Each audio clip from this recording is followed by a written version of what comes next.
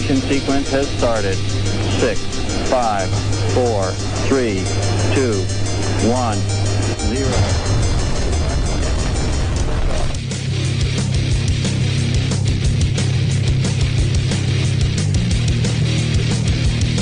You have entered Untold Radio AM.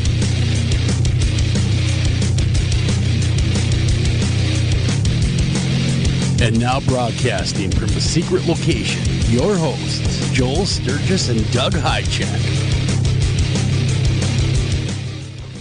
And welcome to this edition of Untold Radio AM. I'm your host, Joel Sturgis. Right along with me is Mr. Doug Hychek. I'm just looking at you over there in studio, and I see you busy doing something, Doug, and it caught my attention. What are you doing over there? What did you see me doing? I don't know. It looked like you're shuffling papers or something. Yeah, I'm shuffling papers. Yeah, first I gotta have. I've got a great guest tonight. We have Ken Walker on, bottom of the hour. Go hang out for that. The only Ken Walker. By the way, it's the only documentary, Ken Walker, star of Big Fur.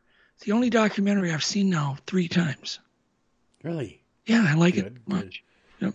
I'm gonna have to check it out. I have not seen it yet. Oh, geez. Because I have been so busy. Shame on you. With work. I know, it's horrible. Ken Walker is the star of Big Fur documentary, as Doug just alluded to.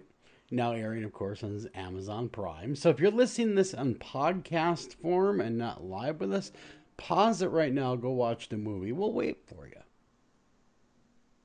Okay, we're back. So I'm assuming you've watched the movie by now. Yes. So you have an understanding what we're going to be talking about. Yep. He is a world champion taxidermist. He also built the most realistic Bigfoot, life-size Bigfoot, based on the famed Patty film. So that'd be Patterson Gimlin film. So more about him in the bottom of the hour. So hang up for that. You'll have a lot of fun. I know I'm looking forward to it. And super duper nice guy. Talked to him off air. Seems like a very, very genuinely nice gentleman. So, Doug, how you doing? Doing good. Surviving? It's been a crazy week. Yeah, well, tell us about your crazy hijinks, unless you can't. In that case, we don't. First off, my 2 boys ended up with COVID, right? And they're vital. So they got the bug. Oh God, yes. And they had a fever. Well, today would be like 12 days of fever. To have this fever. Fevers, yeah. Oh my gosh, they're hot-blooded. Spitting up, Yeah, I mean, serious. I mean, they had it really bad, and of course, urgent care visits, but they're okay. I think today they kind of turned the corner a little bit. Blaine was shopping for an ATV when he got sick. Well, no, today he started feeling. Oh, today. Yeah, so he wants to buy a new ATV. Yeah, so I knew he started feeling better. Gotcha, Alex still under the weather. But I think they're going to be okay. But yeah, that's nothing to mess with. Just not fun. No, not very good at all. And they're only in their 20s. Yeah. Well, so they're going to be just fine. They're going to pull right through this thing because they're young, they're strong, they're healthy. So, yeah. But still, our prayers and thoughts are with them to make sure they make it through a full recovery. Because there's some long lingering effects. I did know an individual that got it in, I think it was October. And they've been well over it now for a while, but they are still on oxygen because it affected their lungs so badly. Yeah, with blood clots. Kind of affects different people in different ways. Yep. It doesn't seem like it's a one size. These are the symptoms. Like the flu pretty much affects everyone by and large the same way. I got it a long time ago, which I'm sure I never got tested, but that was very early in. Mm-hmm. And I had a fever for almost 14 days. And I knew this was not normal. And I can tell you right now, I've had like a slight headache ever since. Mm-hmm. Just a little bit more fatigue, a little bit, it's been weird. I just have not really been myself. Yeah, luckily, knock on wood, and I will. There we go. Sound effect for you. Yeah. I have not gotten it yet. And hopefully I won't, because I hear it's horrible. Yeah. But I do take precautions not to get it. But I work with the public. So that could happen anytime. So, I just safeguard myself the best I can. That's a good thing. So yesterday I was sitting there and I was doing some UFO research and I was thinking, I wonder when the first photograph of a UFO was taken.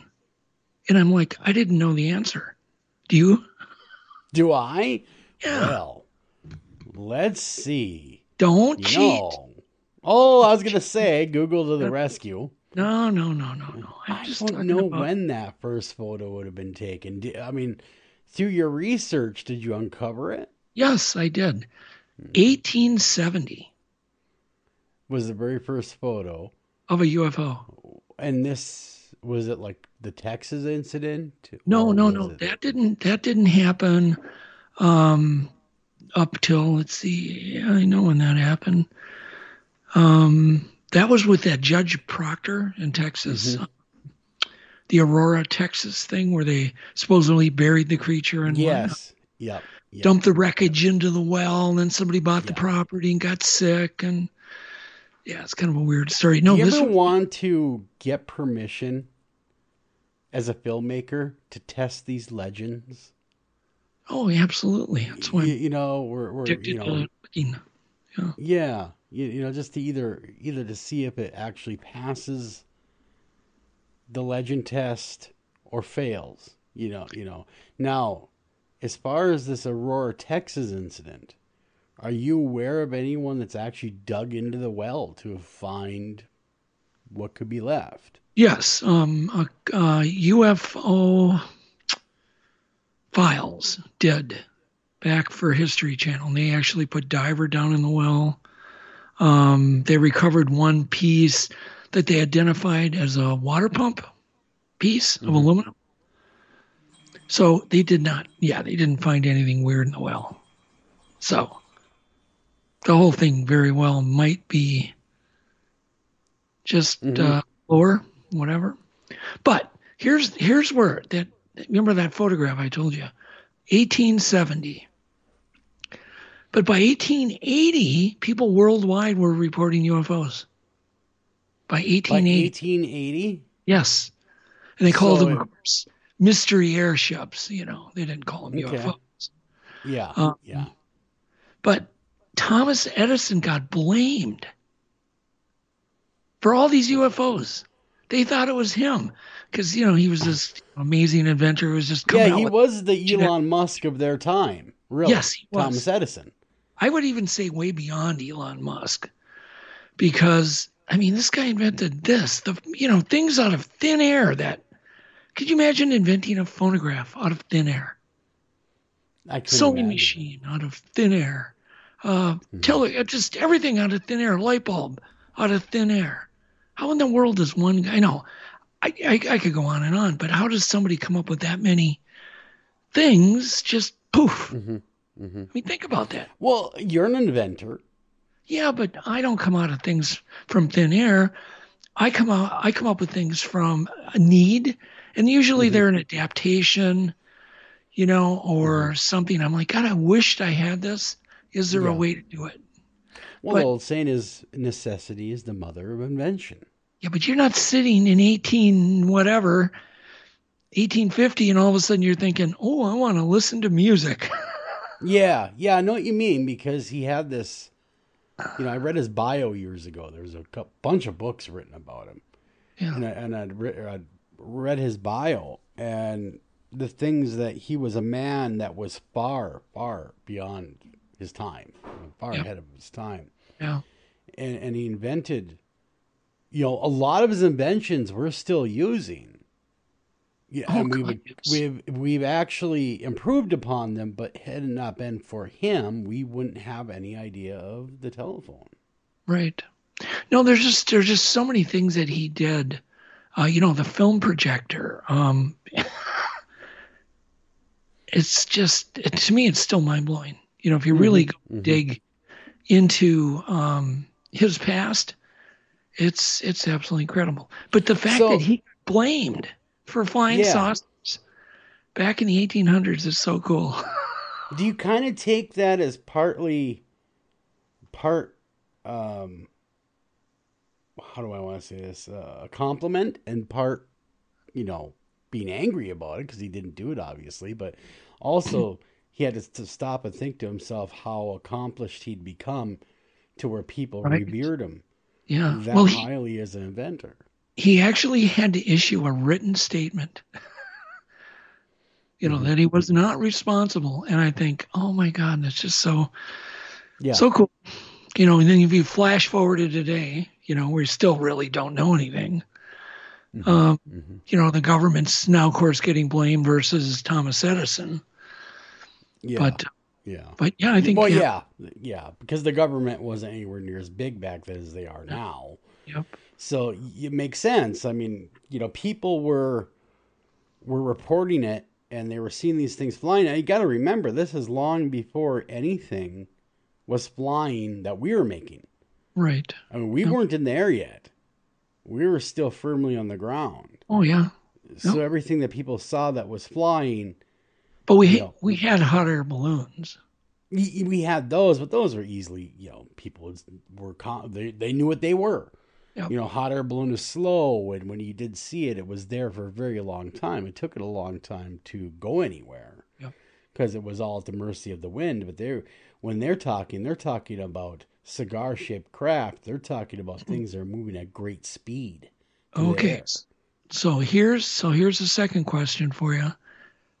What do you think the thing looked like that was photographed in 1870? What would be your guess? Is that the cigar-shaped? Yeah, it was cigar-shaped. Yeah. Wow, man! So since 1870 and before then, we still don't know a whole lot. No, we don't. We're still with those same questions that our ancestors had in the 1870s. Yeah, exactly. Yep. And now we blame Elon for all the flying saucers. Yeah.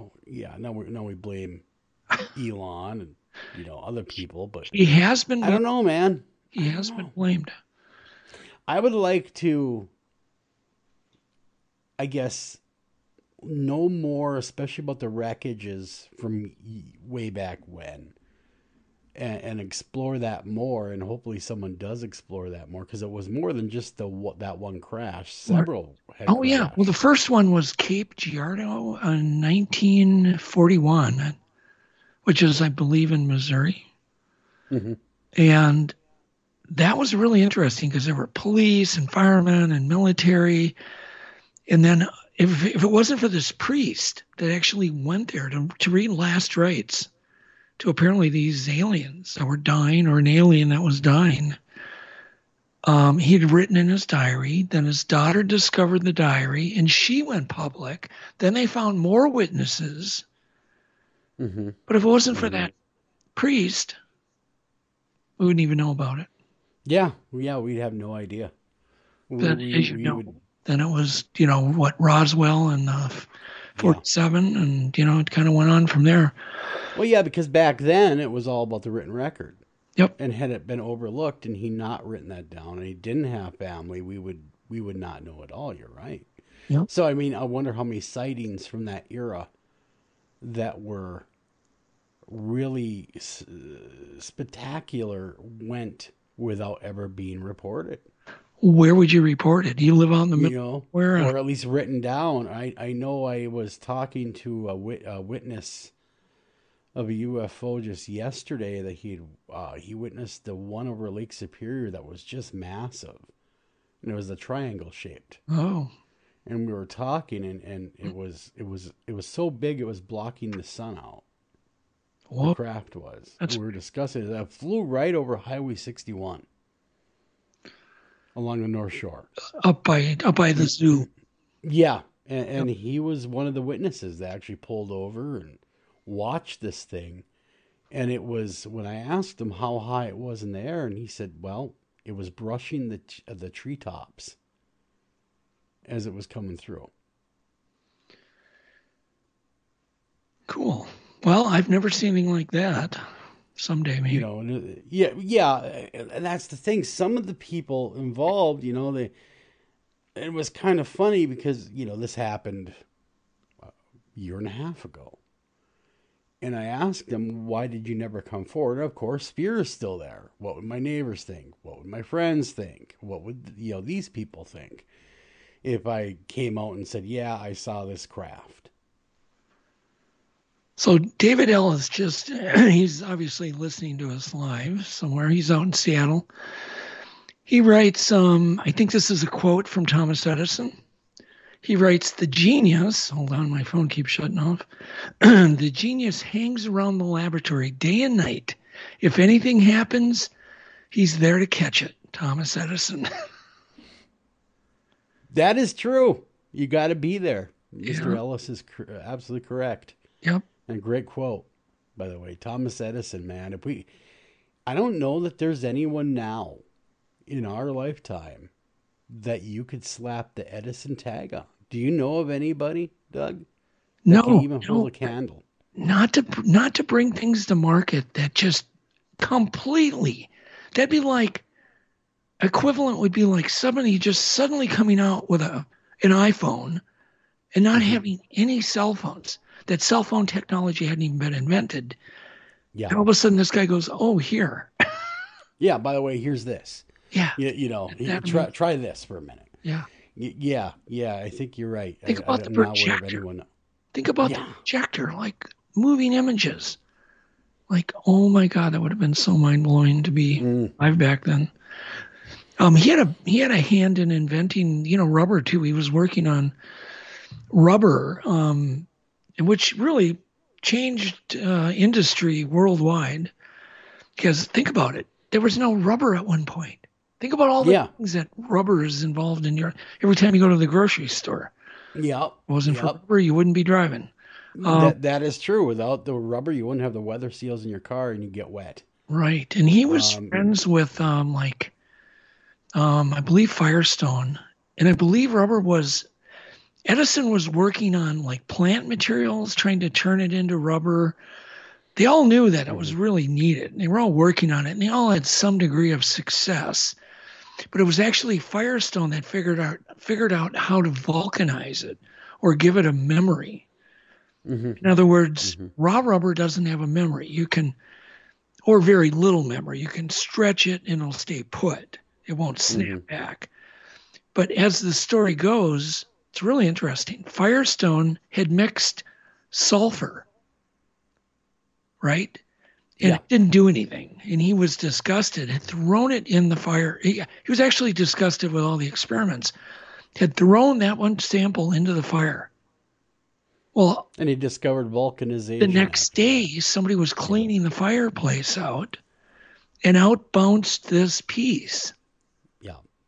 And I think he was shown this, and it had the memory. How many inventions happen through just that? Accidental inventions. Yep. That just they think they're a failure, and it turns out to be the biggest discovery they were looking for. You were an accidental invention. I probably was. Oh. I almost took a job today in Antarctica. Oh my God. I did. Yeah. I was contacted by a company because my side job, I also tinker with mechanics. Yeah. I'm actually have a degree in mechanics. And they were looking for an individual to go up to Antarctica for a year. Yeah. To maintain their small engine equipment, snowmobiles, ATVs, good knowing you. Stuff like that. It was good. It was good knowing you, Joel. Well, no. I was gonna go. I was really thinking about it. I'm a married man with children, as many of the listeners know. It was an interesting idea because I like adventure, and I can't think of any greater adventure than going to Antarctica. But a year's a long time. Yeah. And being a married man, I'm not sure that would be the wisest decision. But a little part of me really wants to go. But it's for a whole year. And you're gone, of course. And they call them somewhat harsh conditions in the description of the environment. I talked to Will Steger about his, when he walked across Antarctica. Mm-hmm. And the problem with doing something like that, you come back and you pace the floor. You come home and life is just so normal at that point that you lose your mind, part of it.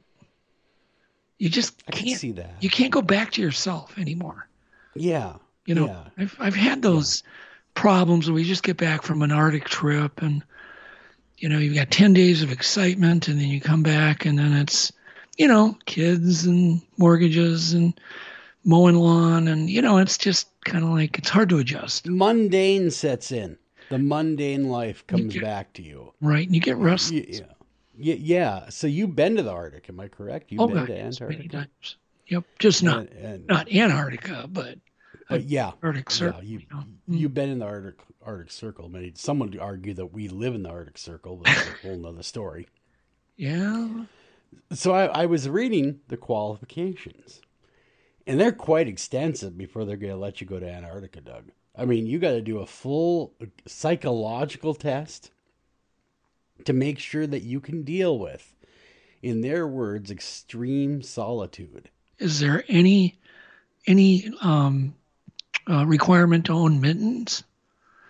No, that didn't come up in the discussion. No mittens in what they sent me. But I would assume you're going to Antarctica, they may provide a mitten or two. It's actually, look, it's better than isolation. You're actually trapped with a whole bunch of people. Mm-hmm. You know, small town basically of people. You know, you're not going to get out of that location, but you're living, breathing, eating, doing everything with a group of people. But it's not like you can just get up and go take a walk. No. That was something in the paperwork they sent me. Yeah. You know, it's not like you can just go for a little Sunday stroll there. Yep. It's very monitored. All right. But I thought about it. Read the list. I want to hear the list. Then I've got a weird story about Antarctica. Well, let me pull up the list. The list that they had sent me because they were looking to hire me. And again, I don't know if the listeners know this or not, but I am a 46, almost 47-year-old man. And my days of Antarctic travel probably are, well, not there anymore. You know, I don't think that I would be able to hack it personally. But let me give you some of the qualifications for those individuals that might be able to hack it. My phone is opening here. The salary now was a little low. This company is offering $1,100 a week, which I thought was a little low for that, what they want. You must have a driver's license. You must have U.S. work authorization, of course, high school equivalency, all the normals. General duties would be to repair equipment in extreme conditions, sometimes in the elements in open locations. Meaning that if it breaks down in the middle of an expedition or what they're doing, you have to get your happy rear end out there to fix it. Now, they go on, there's a footnote saying temperatures could drop as much as 70 below zero. That's crazy, Doug. No, could you imagine living 70 below zero? Well, we damn near do it here. Well, we do. And you must also be able to get along with others in a field camp situation. You must have strong people skills. You must have strong conflict resolution skills. Successful applicants must require that you are required to pass a deep psychological profile analysis. See, I'm going through this list and I'm just going, nope. Right. Not for me, for you. You must sign an NDA, a non-disclosure agreement, where you've been in Antarctica and what you did in Antarctica. Yeah, just in case you have to fix a flying saucer. Yeah, I would. Now that's what I keyed into. I said to myself, I understand this list, but why the NDA? And this is for the government. This is going up there. This is contracting through the government. and they want you to sign. I'm sure it's something mundane or something to do with national security. But my mind went right away to the movie The Thing. Remember Kurt Russell, The Thing? I love that movie. Right there. Boom. There's something more going on. That's what I thought to myself. I'm probably wrong, but who knows? So, but I'm not going to be going to Antarctica anytime soon. Yeah, because then I'd have to find a new co-host. You would, and you can't replace. You already tried to replace me. Hey, they have the internet. I'm irreplaceable. They'd have the internet down there. You could do it from there. It's very spotty, and there's more internet access. Get this, is limited to 10 minutes per day. Okay. Per individual. So they'll give you like 10 minutes to check your emails, and that's all you got. You know, there ain't no Netflixing going on up there. A lot of DVDs. A lot of DVDs. Now, I did know an individual years ago that he was a submariner in the Navy. And he took a job with to the International Antarctic, whatever it was. He was a maintenance guy up there. And he told me he spent 6 months underwater at one point in a nuclear sub, or 3 months, whatever it was, whatever the record was. He said it was harder being in Antarctica than it was being under the water. And I asked him, well, why is that? He said, because you see the sun, but you can't go outside. You see these things, but you can't go outside. At least in a sub, you're in darkness. Yeah. Your environment is all you know, it's darkness.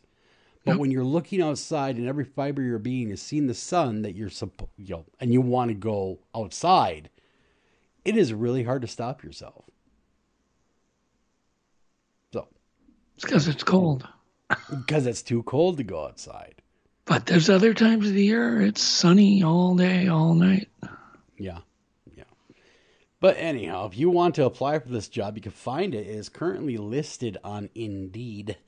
If you want to go check it out and apply, if you think that you have the qualifications or you think you can pass all the requirements, which are quite stringent, by the way.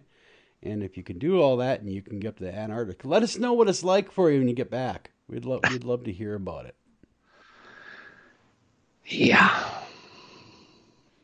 Crazy. No comment.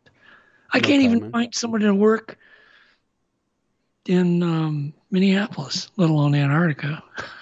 What do you mean? You're having a hard time filling positions? It's tough. Nobody wants to work. Well, you can do a promo if you want for your company right here, right now for qualified applicants. No, I'll pass. All right. Well, I want to throw that out to you because it's strange times call for strange action sometimes. And yeah. I do know what you mean. I know a lot of business owners, and they have said that they have very hard time filling the ranks. Nobody wants to work. They can make more staying home. Yeah. That is true. That is true. That's a hard thing to compete with these days. So, Doug, I am not going to Antarctica. Like I said, I was attractive there for about 2 seconds of my life because I like adventure. This one is, this is not something I would definitely want to do. How about you? Would you have gone in your younger days? No. If you had a chance? No, just because, if you were single and had no children, yeah, sure. Then I would. Absolutely. Mm-hmm. But for a whole year? Yeah, I wouldn't mind. I could do that for a year. But you wouldn't want to do it if you had family you're going to miss. Yeah, I think that anyone that's listening that would be interested, definitely talk to your family first. Make sure it's something that you guys could do, that everyone could live with for a year. There is a documentary, I think it's on Netflix, about living in Antarctica and working there. It's quite good, actually. I don't know the name of it. I can't remember the name, but it's, it can be found. I found it. Yeah. Very cool. We got to get out of here. We can come back. We're going to have Ken Walker with us. And we're going to be talking about taxidermy, Bigfoot, and what they have in common with each other, what he has done, his accomplishments. Don't go anywhere. We'll be right back right after this.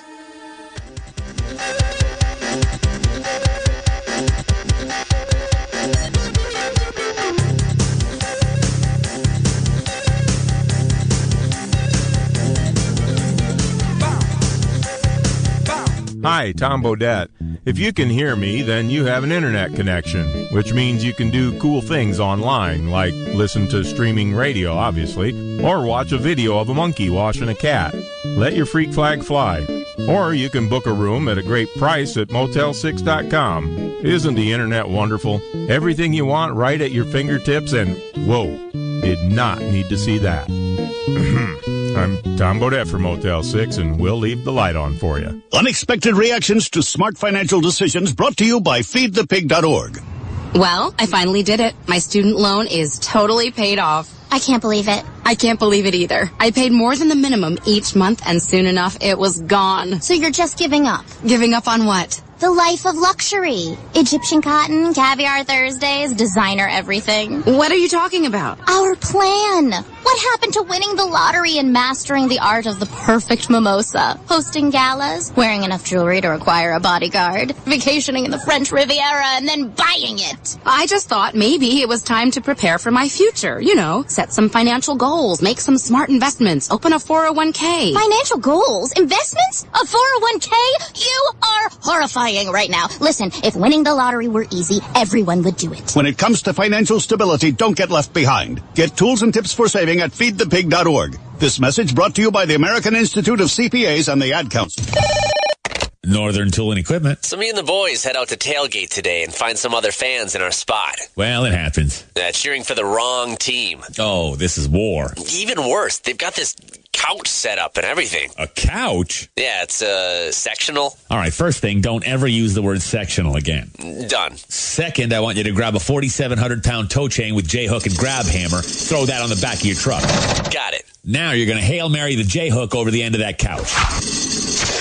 Time to find a better spot for your new friends.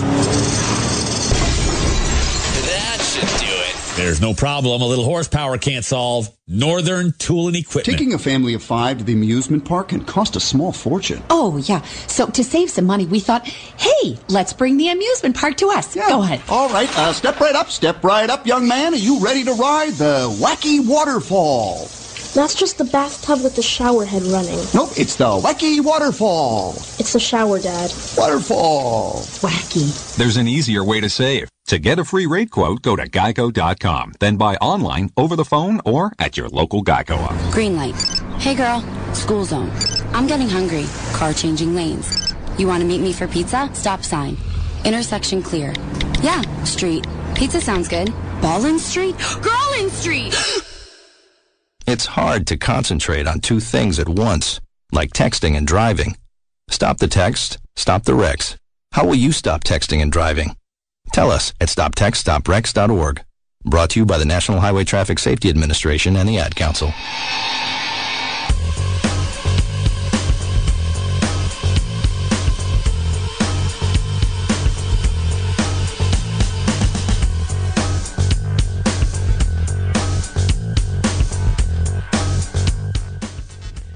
Welcome back to Untold Radio AM. I'm your host, Joel Sturgis. Right along with me is Mr. Doug Highcheck.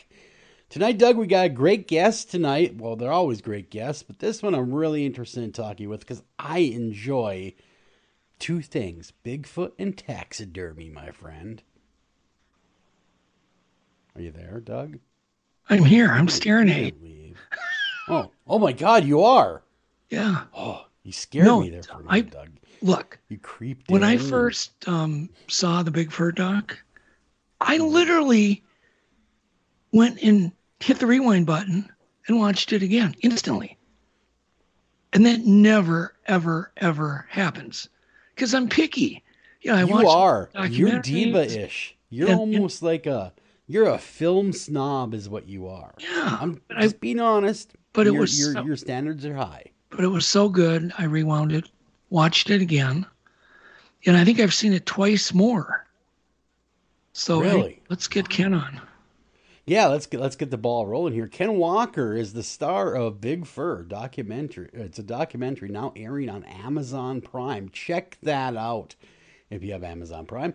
He is a world champion taxidermist. He also built the most realistic life-size Bigfoot based on the famed Patty from the Patterson-Gimlin film. So, and that was way back in 1967. Of course, that film emerged. Rather, I want to say debuted, but it was emerged. Ken specializes in recreating extinct and endangered species out of other animals' hides, like his famous saber-toothed tiger and giant panda. Wild animals are not the only way Ken can make a lifelike impression. He used to be a professional Roy Orbison impersonator. Oh my God, I love the Roy Orbison. To top off his skills, he is also a serious and knowledgeable Sasquatch researcher. Ken lives in Canada, the Great White North. Ken, thank you for coming on to Untold Radio AM. Hey, it's my pleasure to be here. Thanks a lot, guys, for inviting me. Hey, not a problem. Our pleasure. Definitely our pleasure. So I got a question. Go ahead, Doug. Kick her off. I really need to hear this because I don't think I have the answer. The first time you saw the Patterson-Gimlin footage, when you were, I would imagine, younger, obviously, what was your gut reaction? Your instant, that instant visceral gut reaction. What did you think? I was pretty young when I saw it, and really, to be honest, in its raw form, it really, you can't really focus on any of the proper details. I mean, you can see that whatever it is manlike. It's walking upright, but it didn't have the impact, in its raw form. Like it's shaky, like there was no stabilization or anything like that. But years later, when I just happened to click onto one of the versions on YouTube where it was slowed down, stabilized, and zoomed in, I probably took about 3 seconds and I said, "That's real." It blew my mind. I'm just watching the way this thing, drags its legs forward, has its knees bent. I'm looking at, and I can see right away that the shin is shorter than the femur, which is not human. That's ape. And it draws its leg forward. Its shin is parallel to the ground because the foot is longer, the shin is shorter. Plus it has that bent knee compliant gait. And as soon as I saw that, and the other thing that really struck me was how wide she was. Now, you have to remember, if you put somebody in a costume, you can't get their shoulder joints apart. So usually when they make something wide in a costume, your arms will stick out at an angle. But this thing, and I know from my measurements that her butt was 28 inches wide, and yet her arms hang straight down, which puts the center of her shoulder balls almost 36 inches from center to center.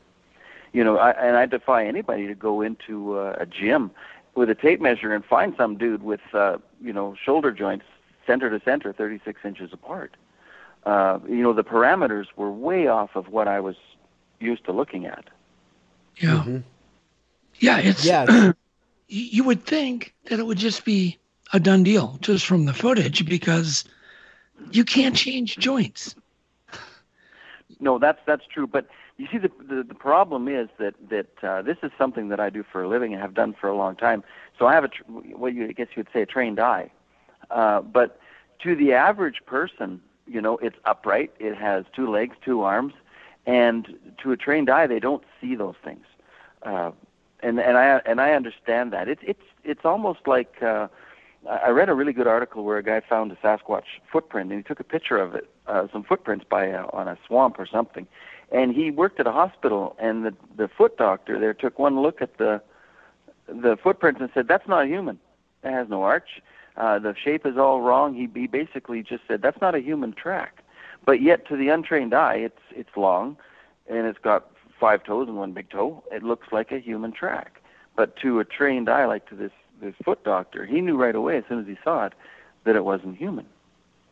So it was kind of the same thing with me seeing the Patterson Gimlin footage slowed down and stabilized. Is that what made you want to become a Sasquatch researcher too? Seeing that film? Actually, no.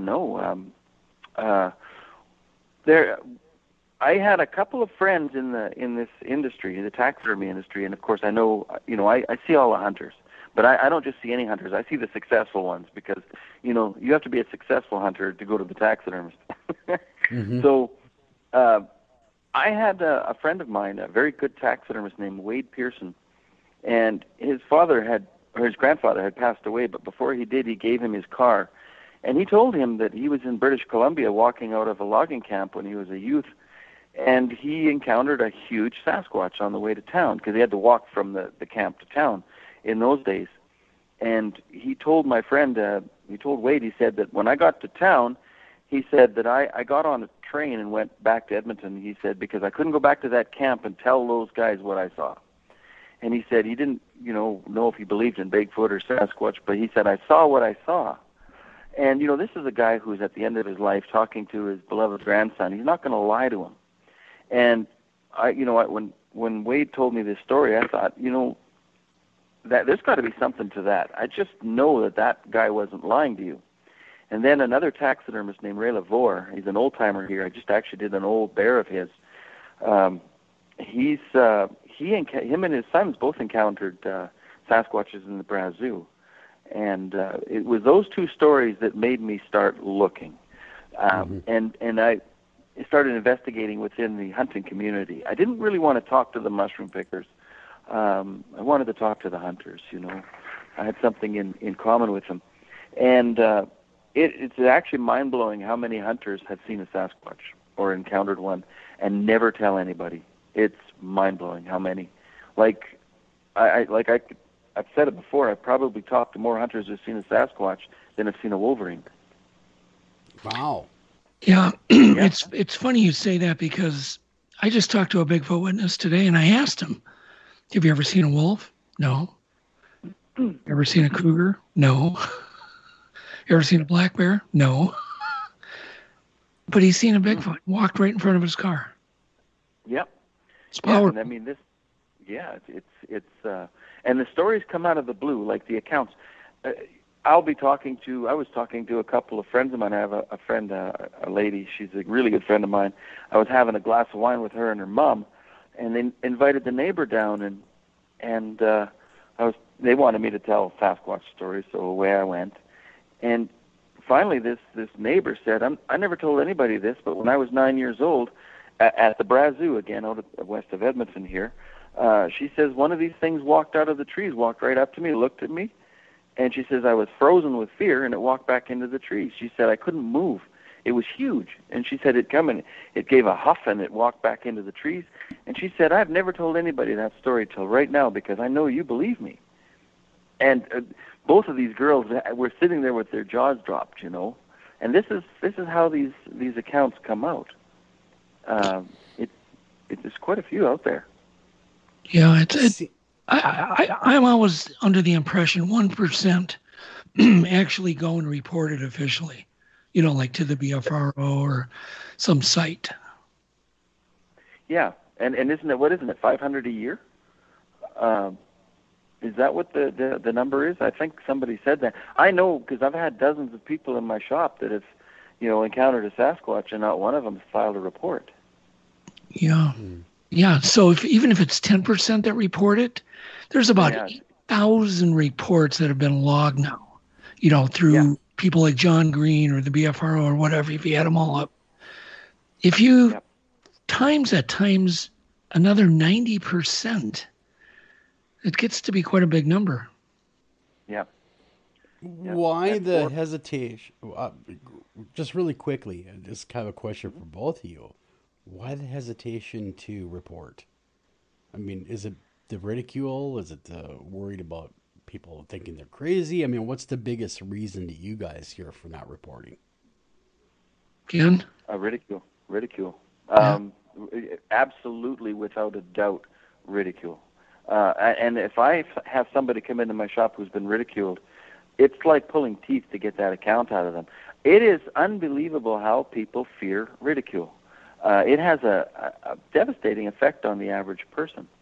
And a lot of the people, and hunters especially, used to be ridiculers themselves. And then, of course, once they see one, they just clam right up. And I quote people in my investigations.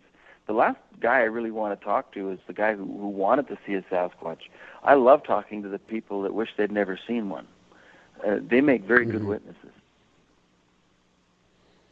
Well, sure, it's the chance encounter, too. I mean, that you discussed a couple of eyewitness accounts, and both of those were just right place, right time.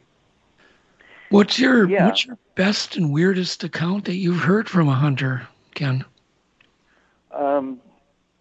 Well, probably the weirdest one was what happened to me myself when I was guiding a couple of Norwegians. We were north of a place called Meekwap Lake, and something was walking around outside the tent in the middle of the night, and it was mumbling. And I got to know Adrian Erickson really good, and he told me that they mumble, and he told me this later, and then he made the sound that they make, and that was exactly what I thought. I thought the closest thing I thought it might have been was a murmuring cow moose, but it was walking with like almost bipedal heavy footsteps. And right about that time, one of the hunters, a guy named Tura, he got up and went out of the tent to pee in the middle of the night, and he let out the most blood-curdling scream that I have ever heard. And then he passed out. And we went outside and we grabbed our rifles, Bjarne and I. We drug him back into the tent, and we were trying to wake him up. And then he kind of came to, and he was saying in Norwegian, he kept saying, "I'm so dizzy. Where am I?" And we told him what happened, and he said, "No, I wasn't outside the tent." He said, I wasn't outside, and he crawled into his sleeping bag, and within seconds fell into a deep sleep. And that guy had no memory. It was like his memory was erased. And it was the strangest thing. And he said he didn't remember anything, but like it really scared me and the other guy. And I found the tracks the next day, but they were in soft, wet grass, and they looked like big grizzly tracks, but there was no front feet. There was just back feet, and this was before I was looking into the whole mystery. This is one of the accounts that I revisited, and I'm very, very sure that was what I had, what we had encountered that night. And I have heard of similar stories, just a few, of people saying that they had their memory erased and were put into a deep sleep. So I find that weird. That strikes me as weird. Well, is it through fear? And I wouldn't even bring it up if I didn't. I had corroborating reports. I have a different theory. I think it's something electromagnetic, because as a hunter, I've been using these hex suits they basically are a Faraday cage right in your clothes, and everybody has electromagnetic signatures and a sensitivity to it in one form or another. Now, dogs communicate with it, like wolf packs.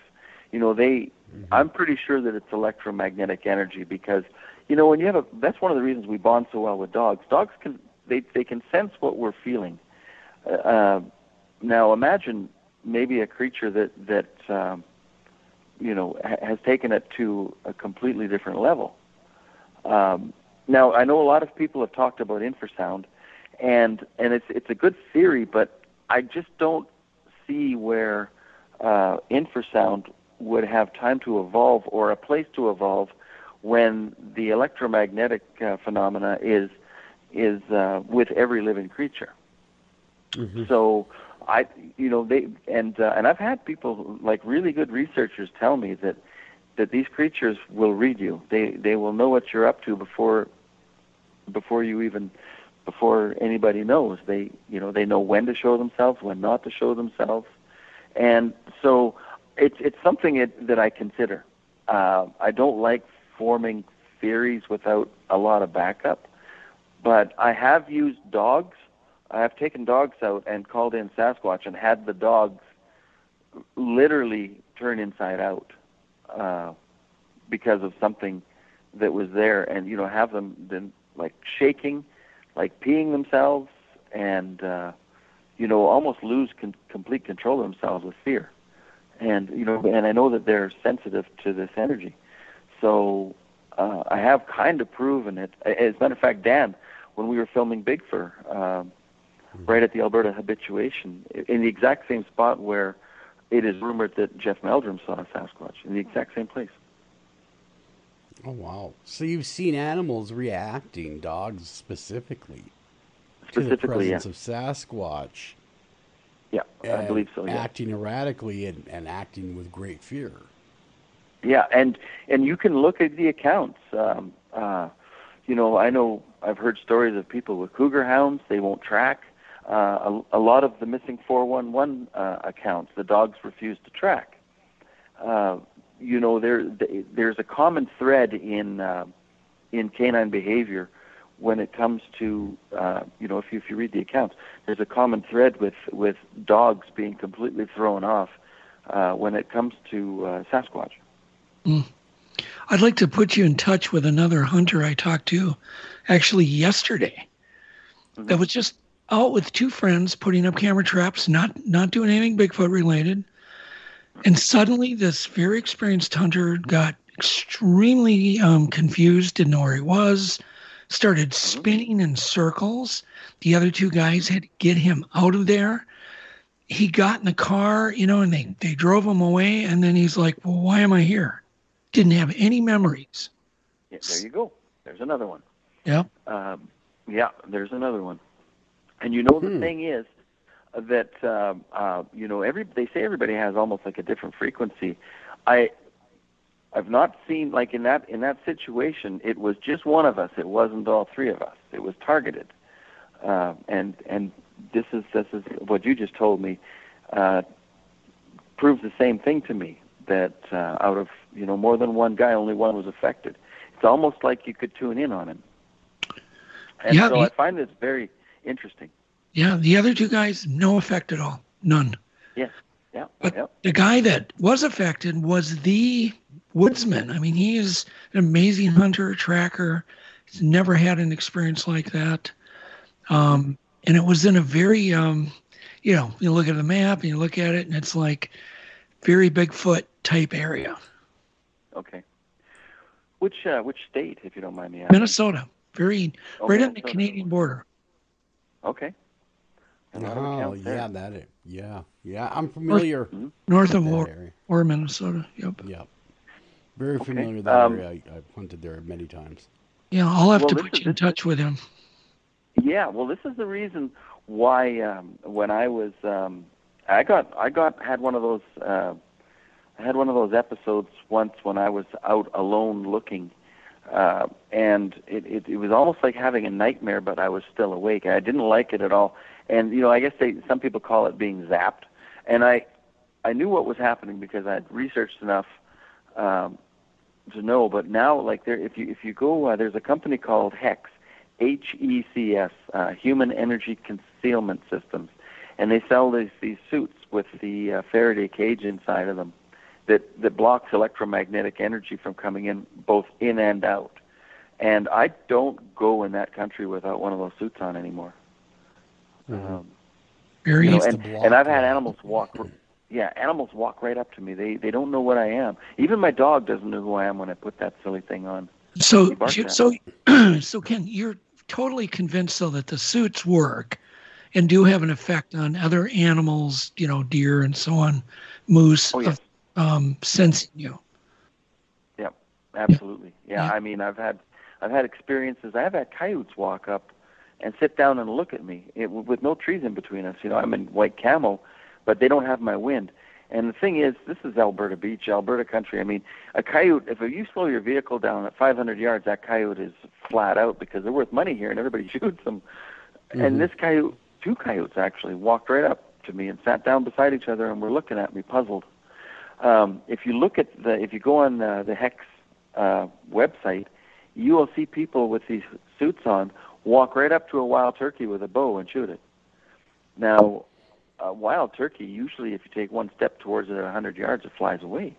But birds are very sensitive to electromagnetic energy because they use the poles of the earth to actually navigate when they migrate.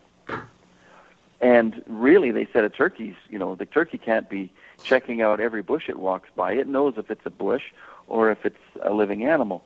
But the thing is, you put this suit on and you become a bush.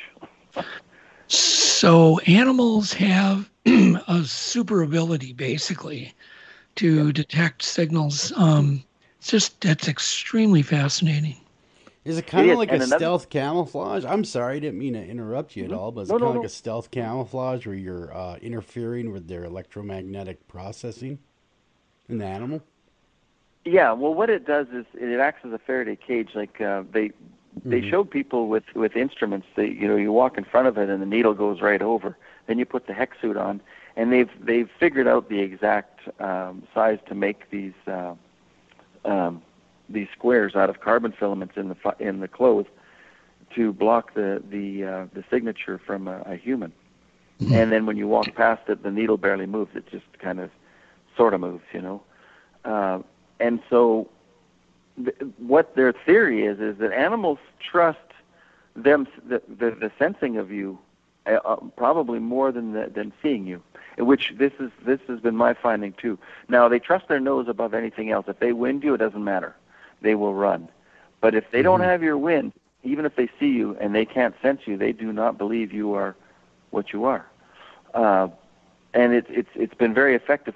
Now, I noticed the same thing with cam trackers. Like stealth cameras.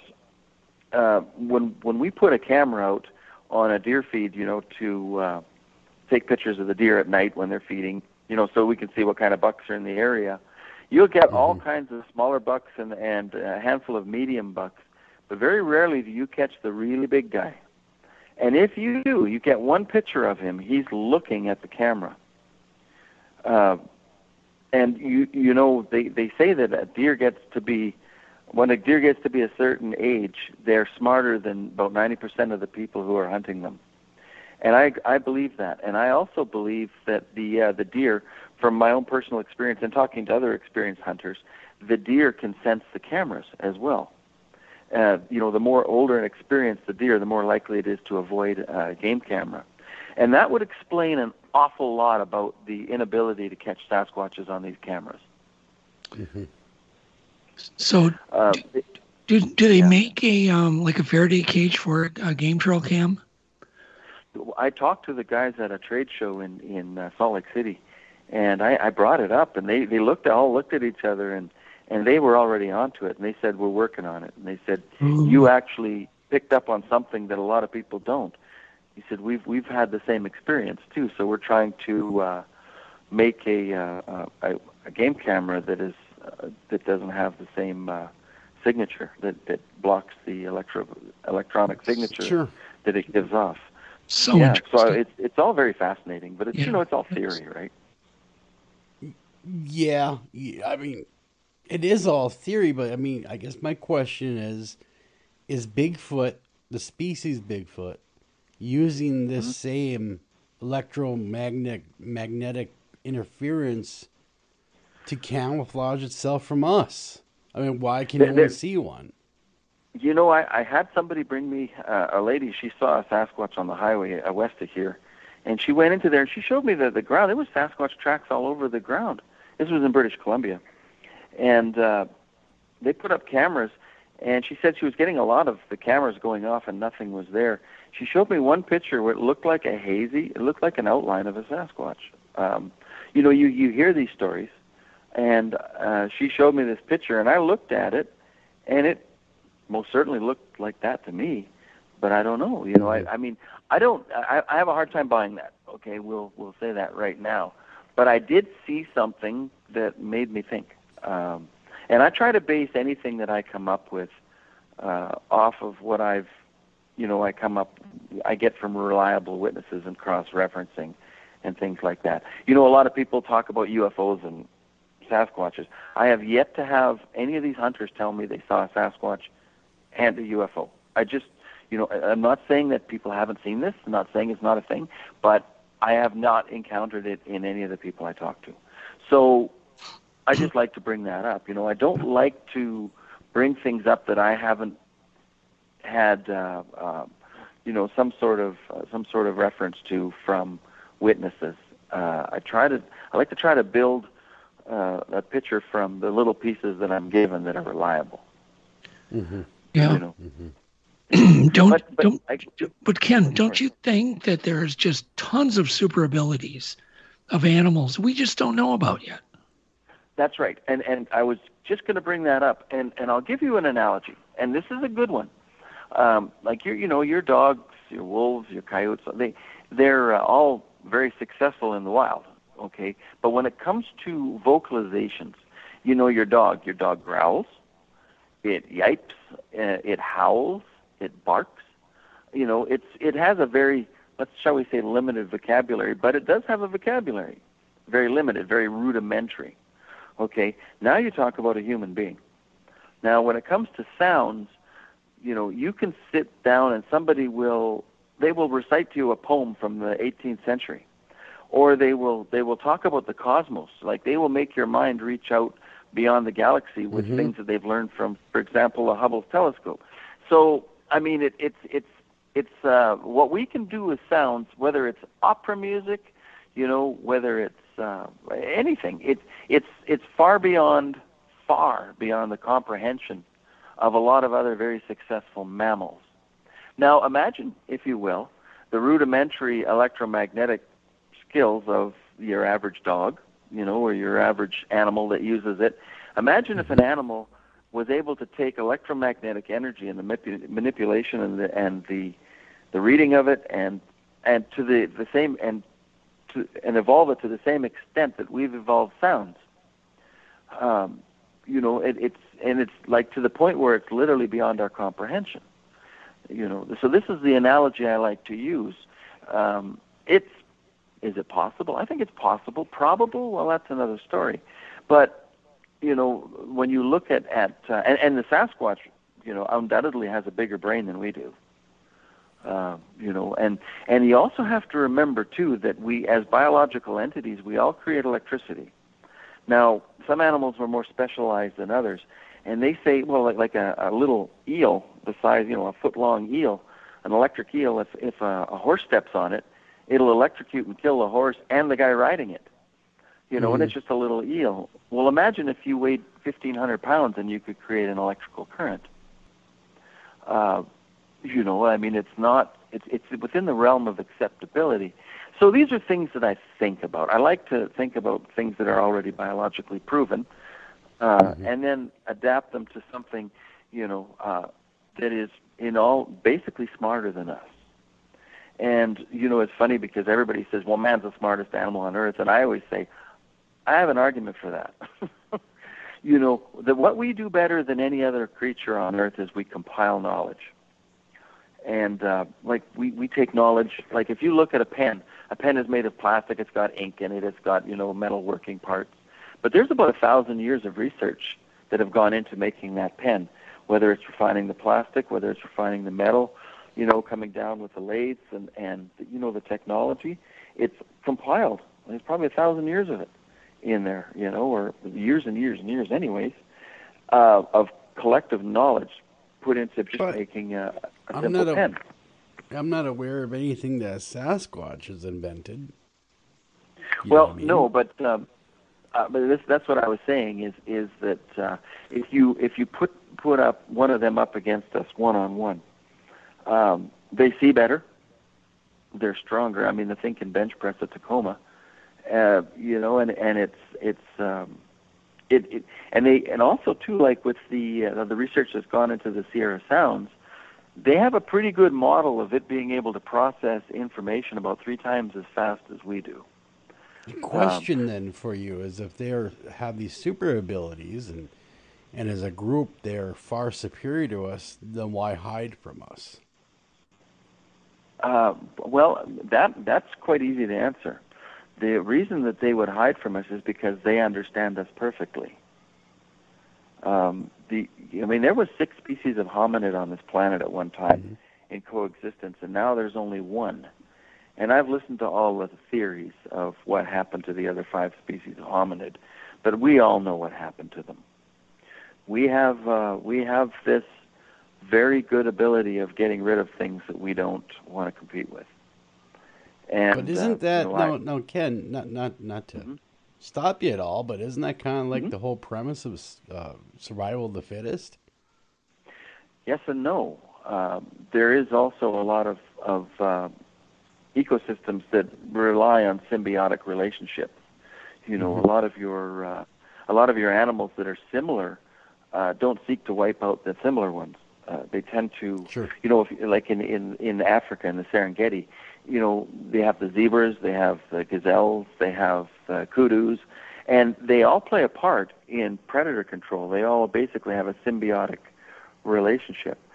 But where that breaks down is where you have something that's so intelligent that it uses learned behavior. And man definitely, exactly, as I say, man is definitely, I've said this before on the show, is the apex predator on Earth. I mean, we're so good at killing that we have to have seasons to stop ourselves from doing so.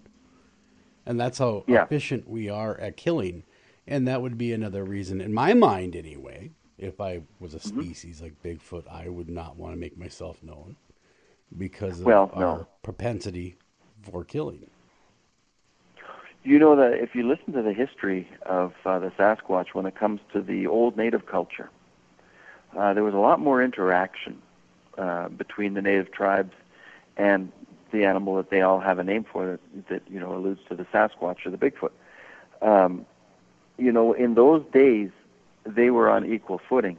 But with the advent of guns and traps and poisons, it's a whole different ball game. One of my things in the hunting community that I do is I seek out any kind of report of somebody shooting a Sasquatch. I know it's kind of taboo in some circles to talk about such things, but I'm always trying to chase down that one lead that could basically render conclusive proof. I make note of everything, but I really, if something looks like it's going to give physical evidence, that's where I really, jump into action, and that's the ones I really chase. And I can tell you, there are a lot of accounts of people shooting Sasquatches, a lot. Of course, the Sierra Kills comes to mind. That one, I found that one on the Taxidermy Net forum when Justin was a member of the forum, and then he mentioned it, and so I contacted him, and that's how that whole thing started. I ended up abandoning that because the more people that got involved, it just got silly, and so now when I find a similar account as what that one was, I don't share them. I usually investigate them to a conclusion, or basically see if they will bring up any evidence. But I was at a hunting show in Salzburg, Austria 2 years ago, and I went and talked to some people, and there was a guy that used to live in America. He was an outfitter. He was booking hunts for some European hunting, and we got to talking about this subject because I bring it up all the time. I just want to hear what people have to say. And this guy sat up and he says, I shot one of those things just south of the Canadian border in Montana. He says, I shot it with my .338, he says, and I hit it hard and it ran away and I never did find it. And everybody started laughing at this guy, and this guy says, you guys can laugh all you want. I'm telling you. And so there it was. I was in the middle of Europe, and I ran into a guy who had one of these encounters. Like I'm not a big proponent of shooting these things. I don't think there's no reason to shoot one unless your life is in danger, and I don't think that's really the way to solve the mystery, even though a lot of people do. It's very difficult for me to justify killing something that intelligent.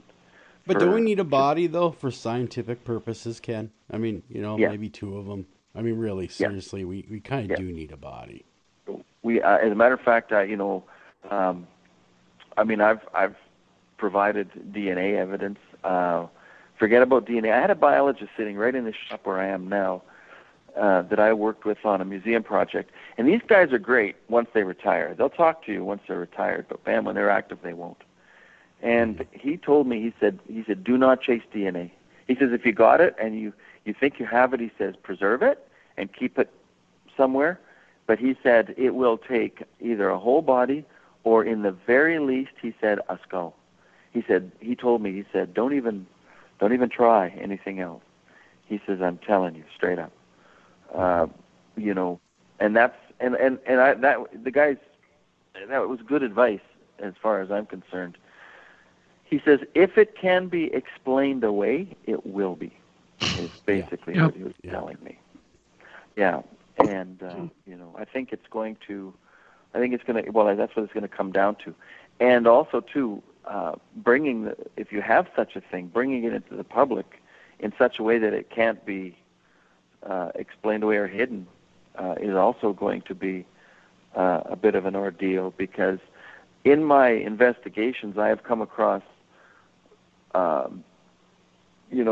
basically anecdotal evidence over and over again that there is a knowledge of these creatures in higher circles. Oh, I believe that. Yeah, I completely believe that. Yeah. That there is a knowledge of these creatures, or we've had several guests that have also corroborated that there is definitely a knowledge. But I mean, of all your hunters that have taken shots at Bigfoot, did anyone tell you about killing one? And if so, what became of the body? Yes. Yes. As a matter of fact, I got to be careful because I'm still working with this one, but yes, as a matter of fact, these creatures can be extremely dangerous, especially where they're young or involved. And very often when you see the Freeman footage, or you read the account of the Patterson footage, or even the Sierra Kills, these animals don't normally make, or these creatures, these beings, don't normally make mistakes, but when young ones are involved, that seems to be when they do. They seem to be compromised by the inexperienced. And so I did talk to one gentleman that got himself in a proximity to a young one and had a female try to kill him, and he killed her. And it left a very good description for me. Basically, he told me that they're not animals. He said they're hominids. He said they're people, but just not us people, is how he put it. But then he was instantly surrounded by a lot of other ones, and they carried them away, the dead one. There was 2 dead ones when it was all said and done, and they carried them away. And he said they buried them above ground because it was wintertime. And he said they all gifted the grave, which is religion. They all bought a stick or a bone or something. But when you encounter somebody who's actually experienced something like this, it really has almost like a PTSD effect on them. All of a sudden you're starring in a horror movie, and it's really, really difficult to get people to want to talk to you again, want to take you places, to show you things. I've seen this time and time again with people, especially if they have encountered Sasquatches in close proximity. It's almost it's a really a horrifying experience for a lot of people, and so you have to be extremely careful and extremely sensitive when you're dealing with these kind of accounts. And like I said, I got this account a while ago, and I was and I trust the source 100%. I can tell you this, but the follow-up has been it's been non-existent. I just haven't been able to make anything happen, and I've kind of let go of this one, even though it's still somewhat alive. And I mean, there's a guy right in town here, in Alberta Beach, and he's an outfitter. And when he was young, he shot a Sasquatch. It was on the ground eating berries. He thought it was a giant black bear, and he said it stood up and it put both hands on the exit wound, and started to scream and ran away. And his uncle came and looked at the tracks and the blood because he told him what had happened, and he threw him in the truck and drove out of there. Never said a word to him.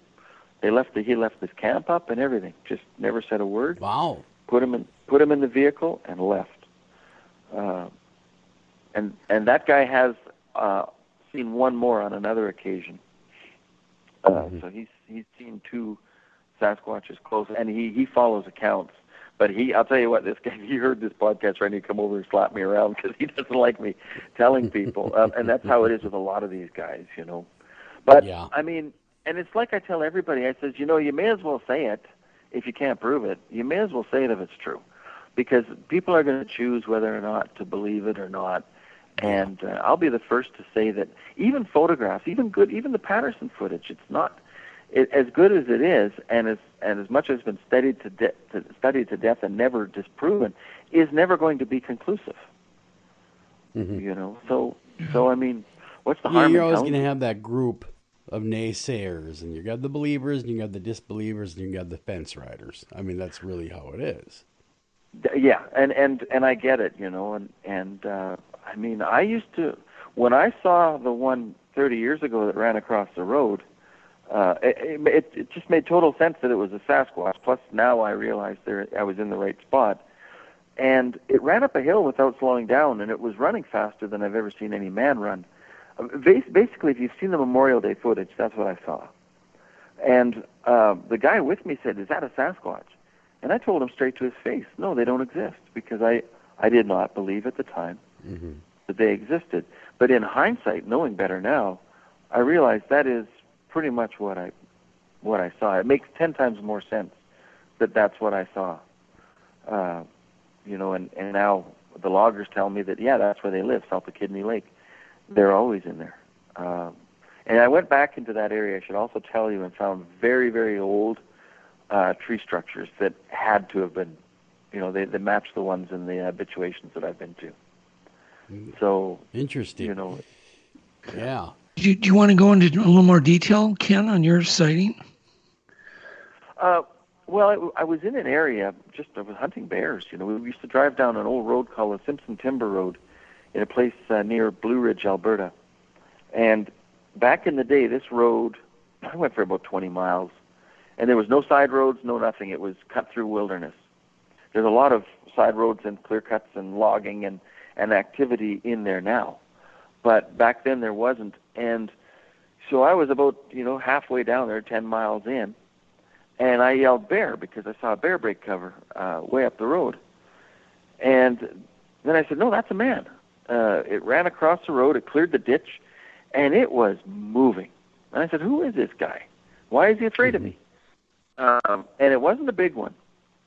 And I just crested the hill when it broke cover, and it went up that hill.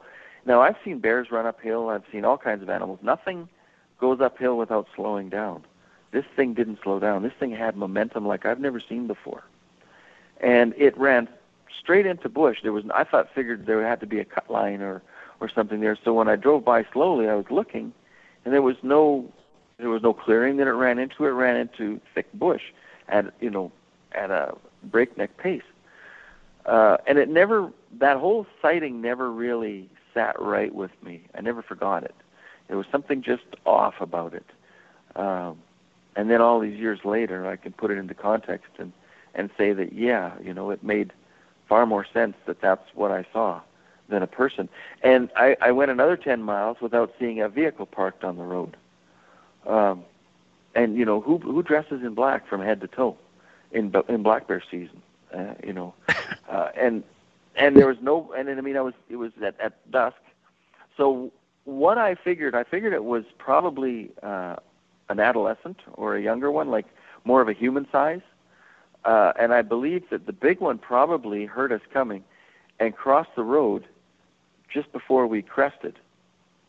And the other one was hesitated, and then out of fear, it broke, when we crested the hill, it broke cover.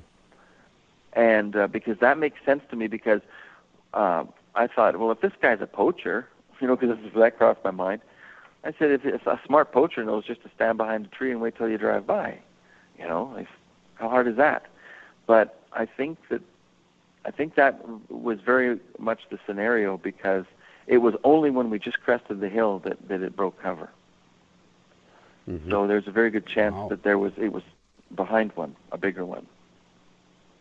You know, that's a theory, just a theory, but it makes sense to me, you know.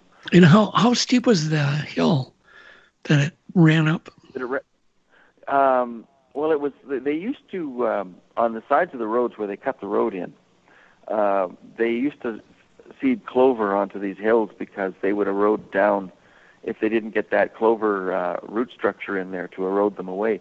And that's where we look for the bears, is on those clover hills. And it was seeded pretty heavily with clover because it was quite steep.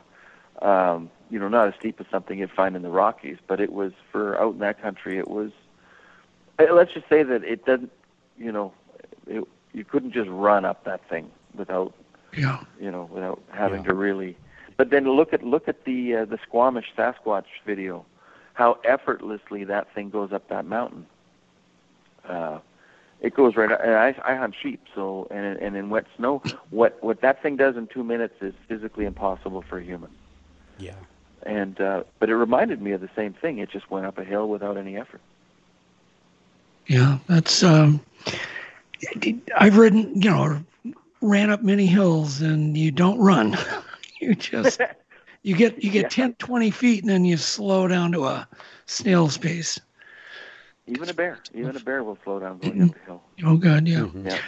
So Ken, have you ever had or heard any experiences of symbiotic relationships up there in Canada?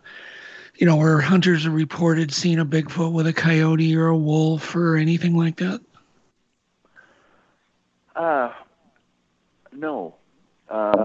No, and as a matter of fact, a friend of mine who's a trapper that I glean a lot of information because he knows a lot about these creatures, told me that that literally in the valleys when they set up in a valley, he told me that everything literally leaves. Everything. There's no wolf tracks. There's no nothing. Other animals just vacate when these creatures set up. He says it's very, very rare to see, to have actual activity where the Sasquatch are.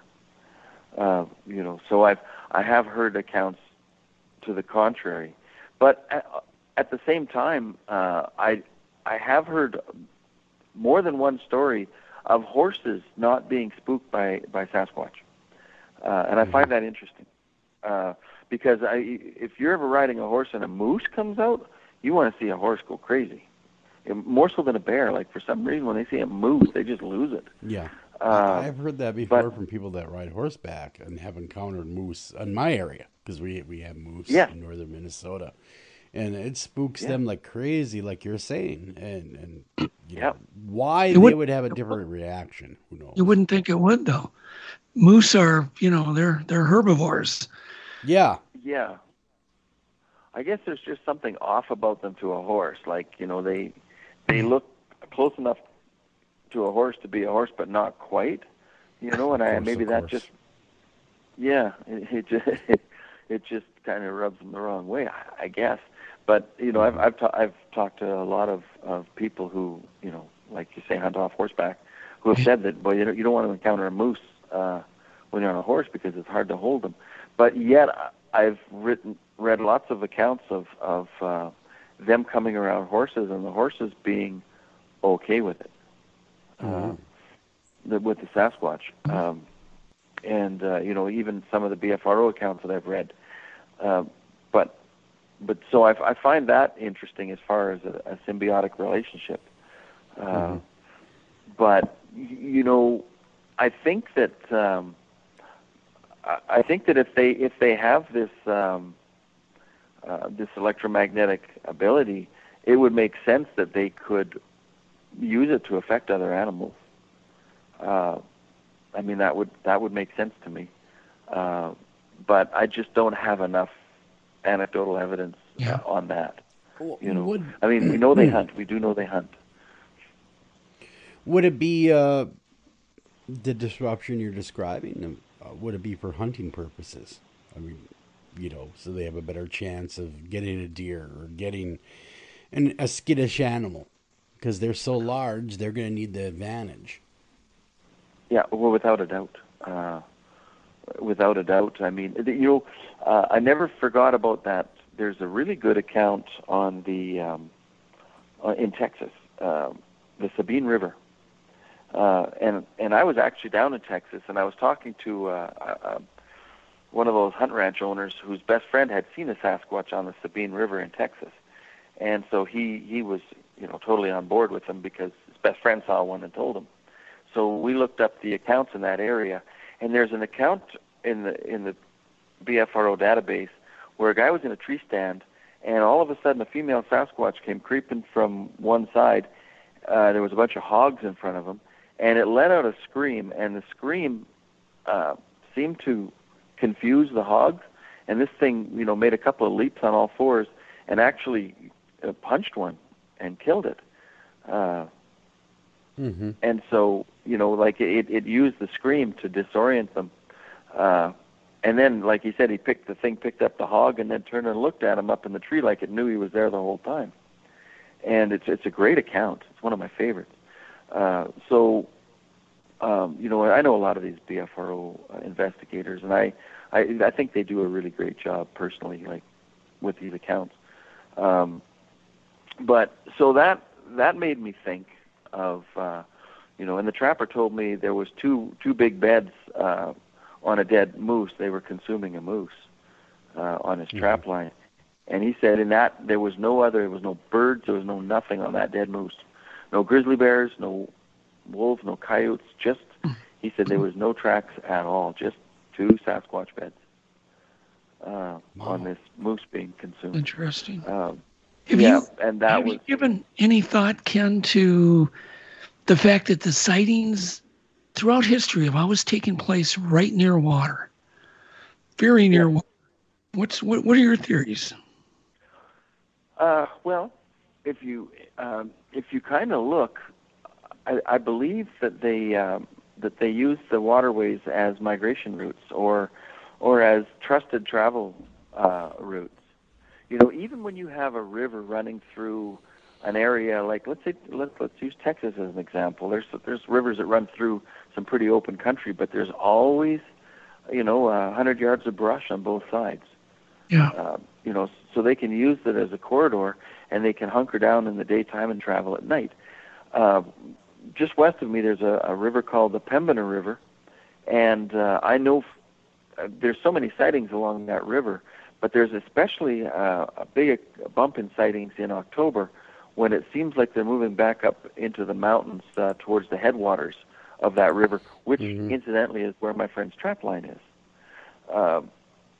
And he says they all gather in October, November before they head into the mountains for the winter. This is what he told me. And I've heard people in Alaska say the same thing. And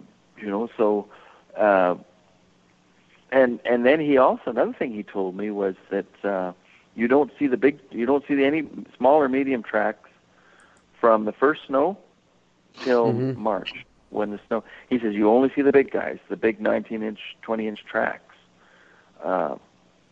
And he says they come into his wolf sets and they eat all his coyotes. They take the coyotes out of the snares, or they don't take them out. They rip them out. And he says they'll eat the coyotes. That's all they'll eat. But he says that it's almost like they put the other ones somewhere, and then the big ones go out and gather the food, which would make sense for something that intelligent, to survive these winters. But also, as soon as you get up into those mountains, into the foothills of those mountains, you're never going to find them up there because it's inaccessible. Like there's no snowmobiles, there's no snowshoes. You're not getting into that country. It's just, and it's treacherous. If you go on the wrong slides, you can get caught in an avalanche. Yeah. And it makes total sense that they would go there in the wintertime when they're most vulnerable. Yeah, and where was the Patterson creature? Bluff Creek. Yeah. Oh yeah. No, that I absolutely believe that they stick very close to waterways, and also too, I know a number of lakes where there's no access. They're just little lakes, and they're not a long ways from here, but there is high tree breaks and structures and all kinds of when there's no roads into these lakes, it's almost like they live in there. They stay in there, and you get a real bad feeling when you go to these lakes. You almost have to turn around because you just get so uneasy. I know of 3 places like that that I really want to go back and spend some time looking. Take 1 or 2 people with me and go in there and just go in there and just spend a little time and just see if we can find tracks or structures or anything. All very interesting. It just seems like there's a whole social construct that they have as well when you're describing the hunting, the gathering, and the storage, and things such as this. It's very interesting. Well, it's not hard to find places where people never go, even in places that are close to big centers. I'm sure in northern Minnesota, there's just places that are so remote that people just don't go there. And these creatures know exactly where people go, and they know exactly where they don't go. Sure. That makes sense. They know best because they live in the woods. The woods is their home. So, we're just visitors in their home when we show up. Yeah, and they tend to be nocturnal as well, and that's a big plus. I've been wondering, though, if there's not using the water source for more food, more fish. They're eating something that they require the water. I realize they're obviously corridors, but you do wonder how much they're utilizing the banks and the rivers for food and fish, because like when that wolf footage came out with the first wolf that was they put a camera on it, they realized the thing was eating a ton of fish. It was going and fishing. They had never seen behavior like that, for a wolf. The rivers are rich in life, just rich. Exactly. Yeah. Succulent plants, all kinds of creatures. There's thousands of beavers here on the rivers, and they have these trails where they go up to cut wood. It would be nothing for a Sasquatch to just punch one, There would be no problem for them, and that's one of the richest sources of protein in the world is beaver meat. Second richest, I believe. They could eat just that.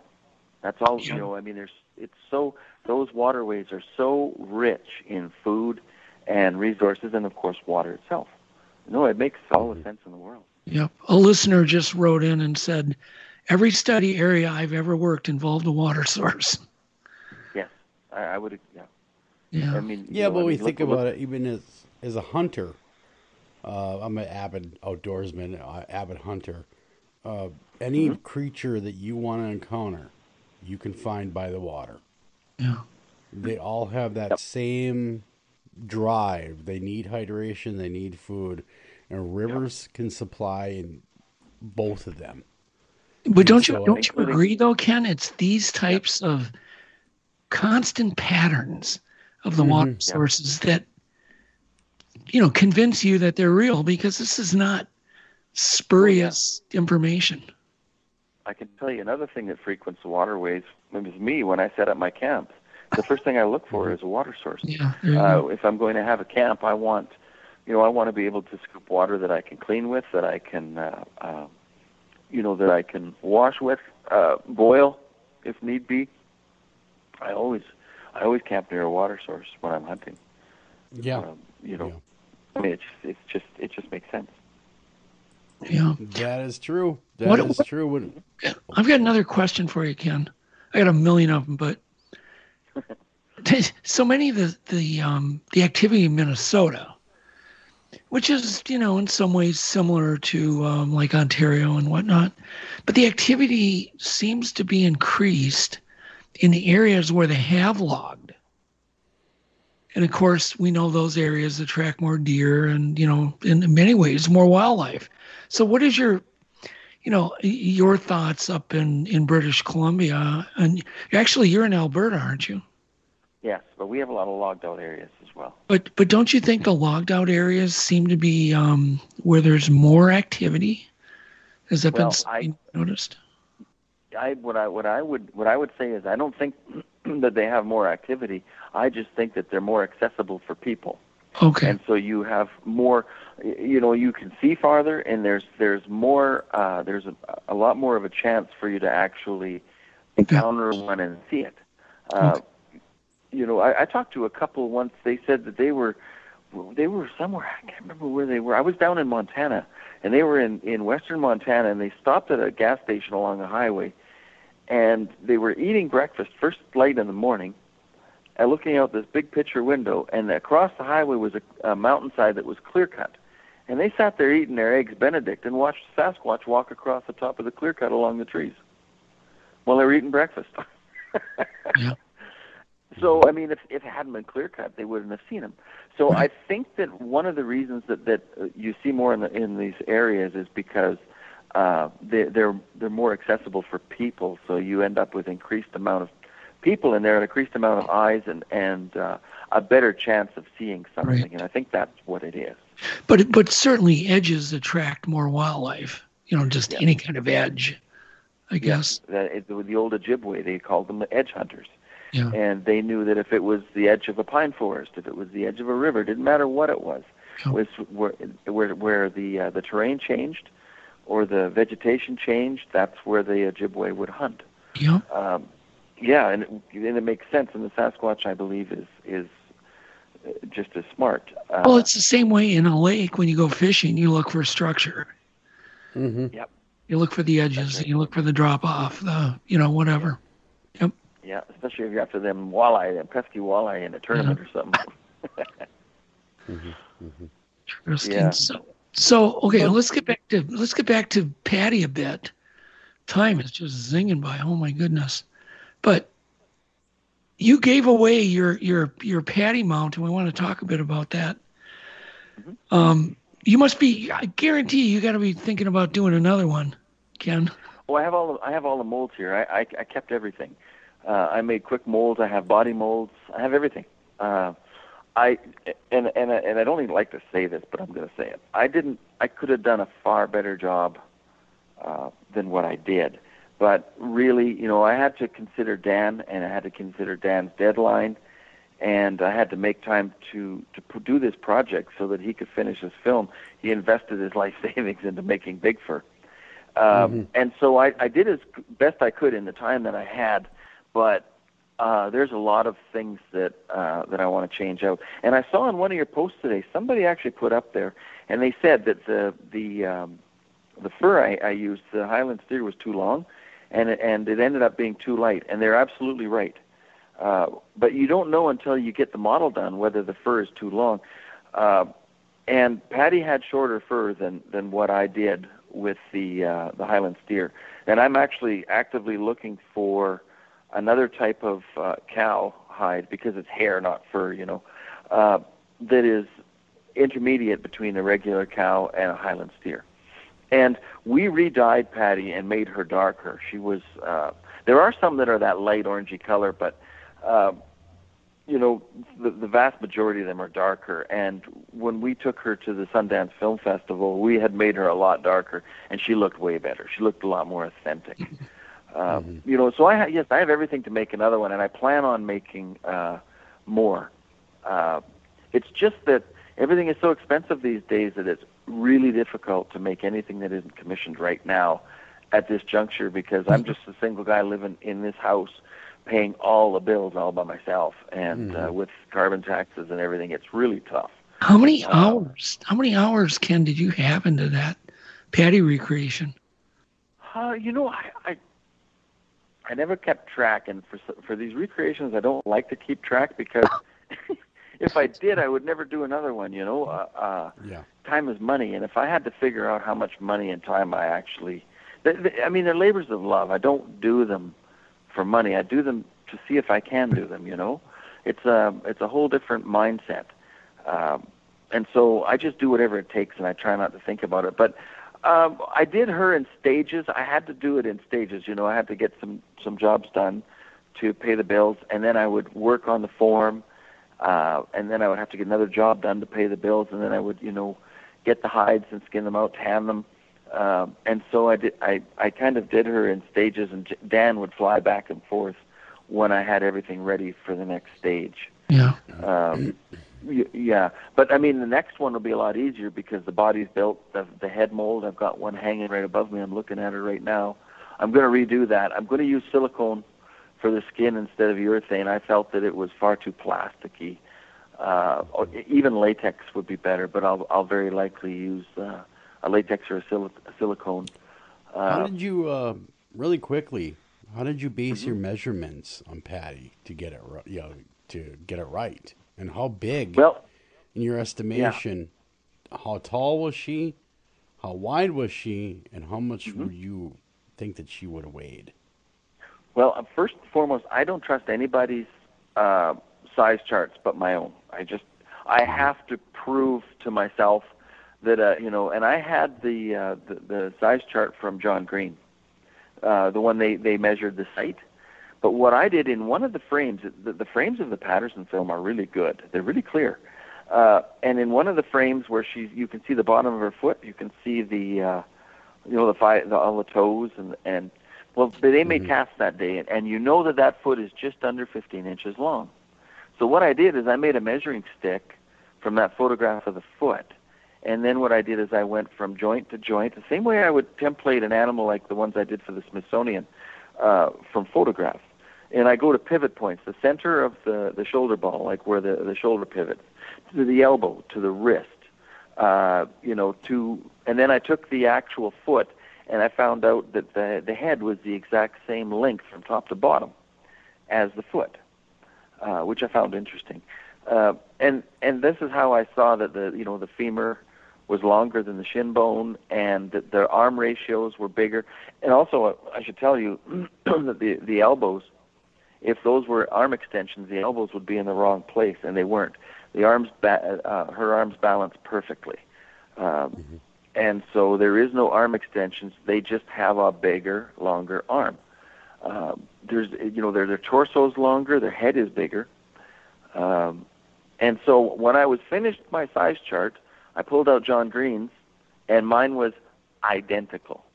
She's just under 7 feet tall. Interesting. Yeah. Yeah. It was identical. So many people have tried to figure out through, photogrammetry how big it is. But to me, the best way to do it is the way you did it, with the known footprint length. Well, there it was. Yeah. I mean, that was a very well-known measuring tool right there. Just use the foot. Sure, yeah. And then I just I made little diagrams, and then I extrapolated. I would add this is a foot and a half, a foot and a quarter. How many inches is that? I had the ratios. And so I sat down. I had a whole bunch of scribbles on a piece of paper, and I came up with my own size chart. And then I went to John Green's. I didn't look at them at the same time. I only looked when I was done mine, and it was identical. They did a real good job when he measured that site. He did a very good job. Yeah. How much you figure she weighed? This is where it gets interesting. As a hunter, nobody knows. You can't really guesstimate the weight on something past, let's say, 800 pounds. But I can tell you that a 9.5-foot grizzly, a Swan Hills grizzly here in Alberta, is like 890 pounds because we weighed one. Okay, but they have a lot less muscle mass than a Sasquatch, and that's a fact. The limb weight is huge, and I've talked to the trappers about this, and they said, and even the trapper told me, and Adrian Erickson also, we had this conversation. He said the same thing. He said a Sasquatch is easily twice as heavy as people think it is.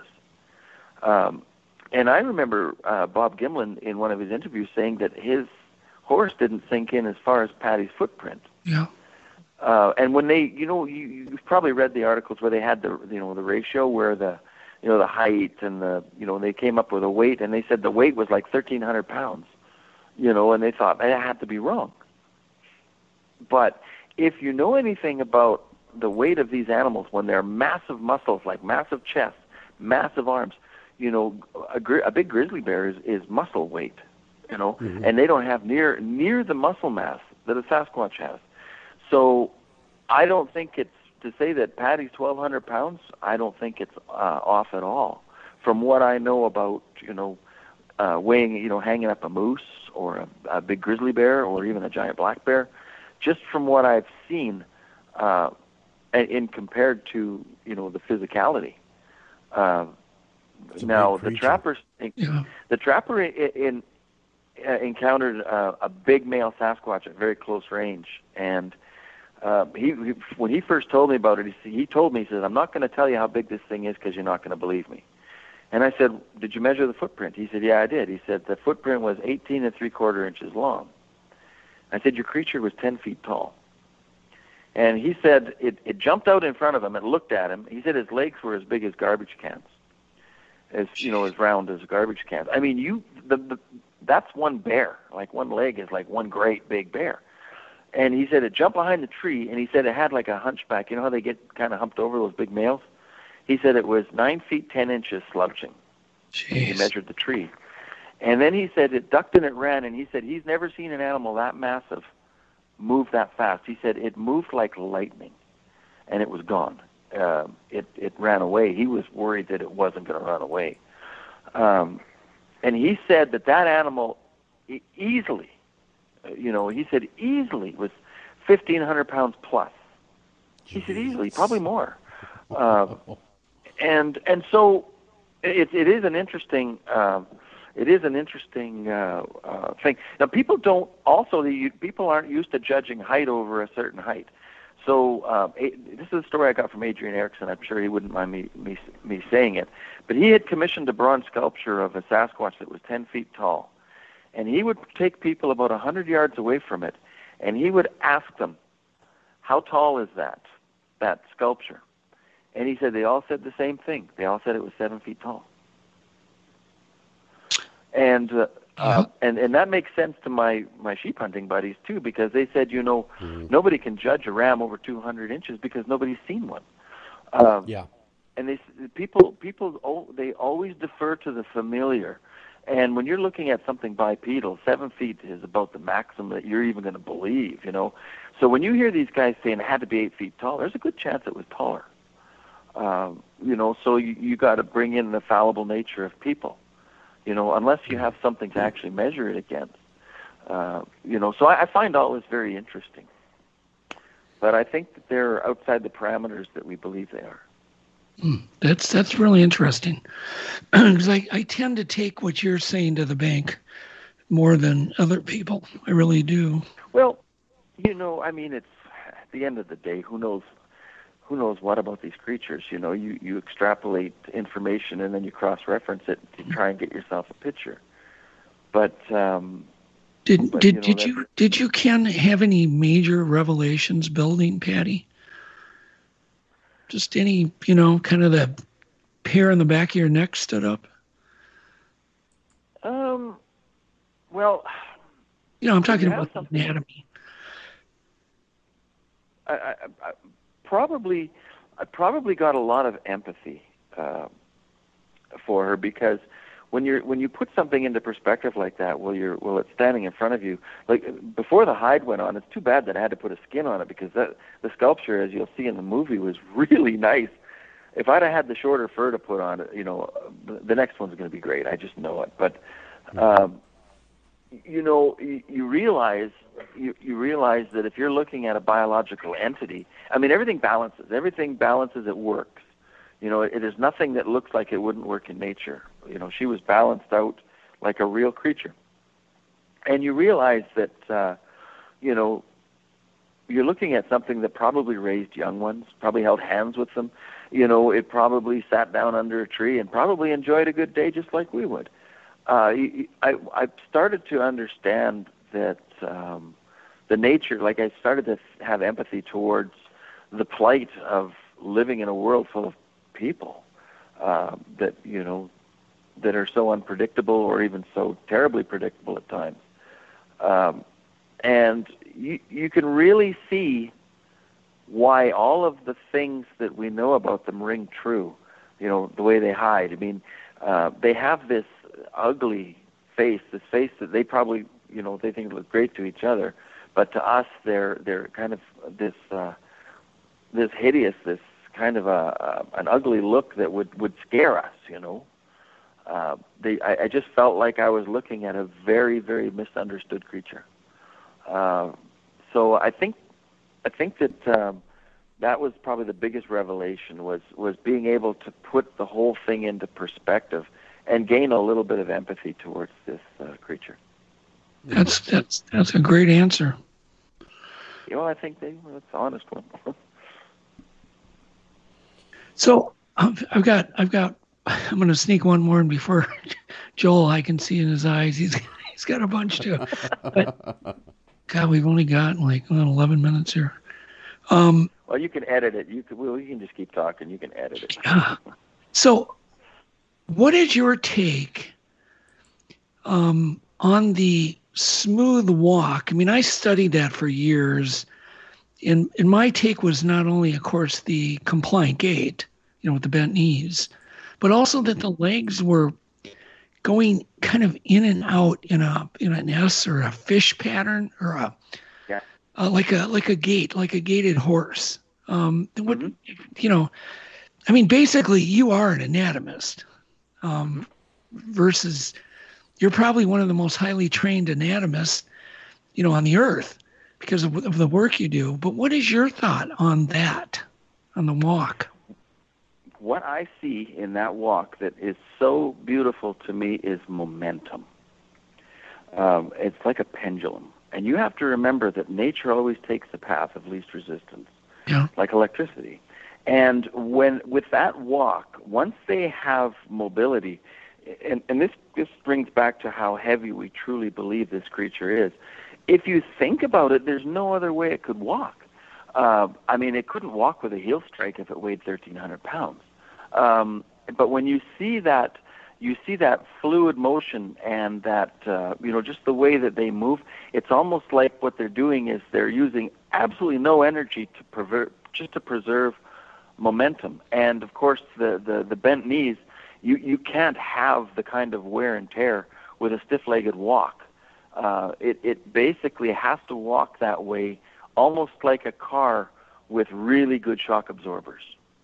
To me, when I see them walk, it's almost like poetry in motion. And the other thing I noticed too, and you'll see this in other videos that are taken from a distance, it always looks like they're pulling their legs forward. They step back so far, but the reason they step back, the reason that they take such a long stride is because when we walk, our foot bends at the ball of the foot behind the toes, but our arch is fused. Now, their foot flexes, and then it flexes again before they draw it forward. So they're going to take a longer, smoother step just because of the anatomy of the foot with the metatarsal break. And so you have that kind of rise and pause, that rise and fall that they have, and that's because they just invest a little bit more in one stride than we do. And then, of course, bringing that leg forward with the shorter shin and the longer foot, the shin is parallel to the ground, and you literally can't walk that way. And so that's I think that walk you're talking about, the way they do that is once they get moving and they get into that gait, they expend almost no energy. They basically are using their weight and momentum. I think it's extremely efficient the way that she walks. Right, and then how do you explain the tight rope, straight line, 1 foot exactly in front of the other compared to us, with the staggered walk? I think that again that shows a tremendous amount of weight. And what they're doing is that they are they're centering. They're basically keeping their leg underneath the weight in the center. If you think about it, it's very efficient because if they have to move from side to side with that step, they would expend so much extra energy just trying to correct their momentum. So I think that the momentum basically they have to walk the tightrope in order to keep the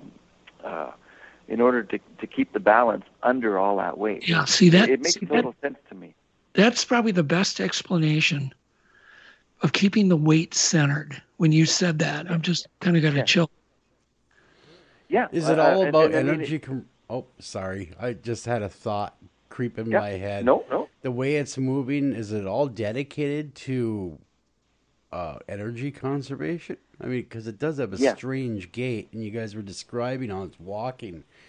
And it would seem that it's doing everything, because something that big, his or her world comes down to expenditure of calories and getting those calories to keep going. That is right. The expenditure of energy in the wild is the difference between life and death. The stakes are very, very high. when it comes to that. The more the more efficient a creature is, the more likely it is going to pass on its genes in the wild. Because they have so many storms and weather and floods and drought. Lack of prey. Lack of food. There's so many variables that every calorie is based on survival. But you'll find, that rule is with every animal in the woods. Mm-hmm. Makes sense. So that makes exactly complete right. sense, because look at the way deer act, look at the way wolves act. Like you said, it's all dedicated to survival. Every move that they make in the wild is dedicated to survival. That's right. You have your we have a week of minus 40, minus 45 degrees. Mind you, you're in Minnesota, you get that too. You wonder how the deer survive. Well, I'll tell you, the late fawns, like if they breed on their last cycle and the fawns are born late, those ones don't usually survive because they don't have the body mass. And yet, the farther north you go, the bigger your white-tailed deer are, their body mass. And basically, it's the minus 40 temperatures that weed out the ones that are smaller. And that's why their body mass is so much bigger when you go north. So the environment... law. It has a great effect on the survivability of creatures. And I think that all comes down to... It all makes sense with the Sasquatch, too. Is Sasquatch a migratory creature? Do you think when the weather gets really cold, do they tend to move out, or do you think they hunker down and go deeper into the wilderness? No.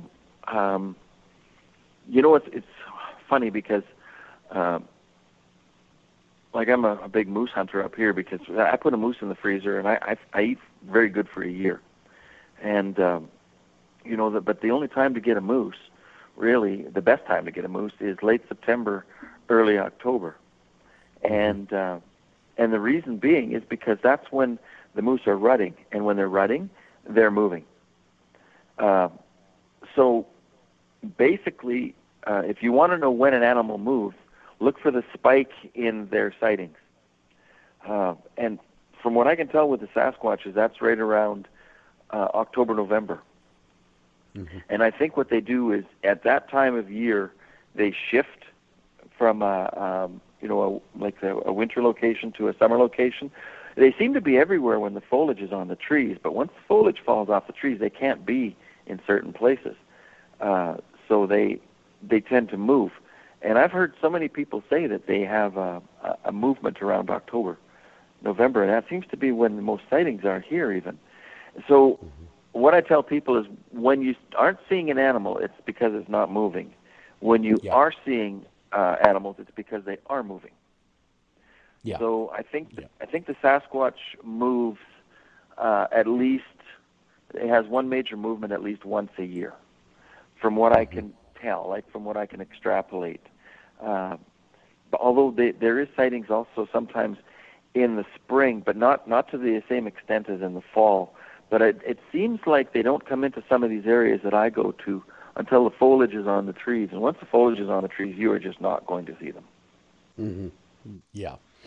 Yeah, it's too thick. There's just no way you're going to see them after that. Yeah, so, it makes sense to me. But like I say, it's half theory. It's just a theory extrapolated from, known information. Mm-hmm.